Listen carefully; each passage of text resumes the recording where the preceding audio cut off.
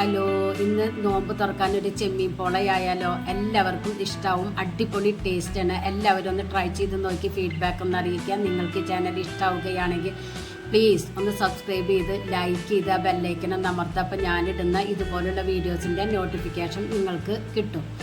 അപ്പോൾ ഇത് റെഡിയാക്കാനായി ആദ്യം നമുക്ക് ഒരു ഫില്ലിംഗ് റെഡിയാക്കേണ്ടതുണ്ട്. ചൂടായ പാനിലേക്ക് 2 ടേബിൾ സ്പൂൺ ഓയിൽ ഒഴിച്ചു കൊടുക്കുക. ചെമ്മീൻ ഫ്രൈ ചെയ്ത ഓയിലാണ് ഒഴിച്ചു കൊടുത്തിരിക്കുന്നത്. ഇതിലേക്ക് 3 മീഡിയം വലിപ്പത്തിലുള്ള സബോള ചെറുതായി കട്ട് ചെയ്തതും ഉപ്പും ഇട്ട് കൊടുക്കുക.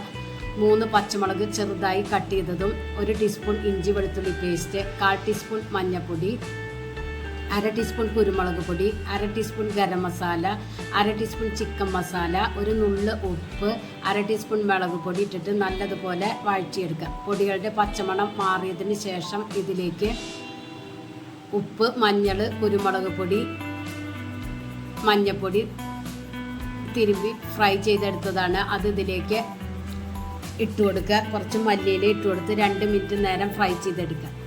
ഇതും മാറ്റി വയ്ക്കുക. ഇനി ഇതിലേക്ക് ബാറ്റർ റെഡിയാക്കാനായി ഒരു മിക്സിയുടെ ജാറിലേക്ക് 1 കപ്പ് മൈദ, 1 കോഴിമുട്ട, ആവശ്യത്തിന് ഉപ്പ്, 1 കപ്പ് വെള്ളം ഒഴിച്ചിട്ട് നല്ലതുപോലെ ബ്ലെൻഡ് ചെയ്തെടുത്തിട്ട് വരാം.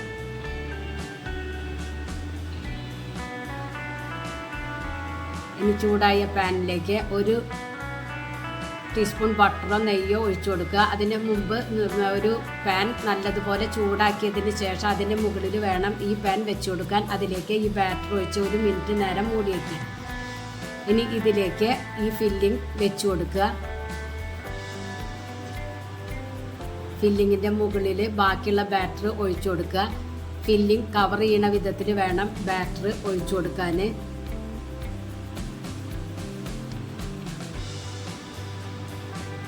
എന്നിട്ട് മൂടി വെച്ച് കുക്ക് ചെയ്യുക. ഒരു 10 മിനിറ്റെങ്കിലും വേണ്ടിവരും.